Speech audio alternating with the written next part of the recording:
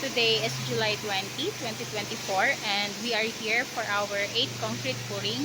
So this concrete pouring is for the phase 2 of our second floor beam and slab, and the designated mix for this is 4,000 psi with 3/8 size aggregates to reach the maximum strength at 14 days. So as you can see guys, meron tayong sinet up na temporary roofing. So this is in preparation lang po in case na umulan sa buhos natin.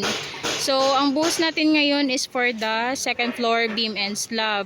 So nag-improvise lang tayo ng roofing materials natin. So ginamit namin is mga GI pipe, and then yung pinaka-cover natin is the polyethylene sheet po, no?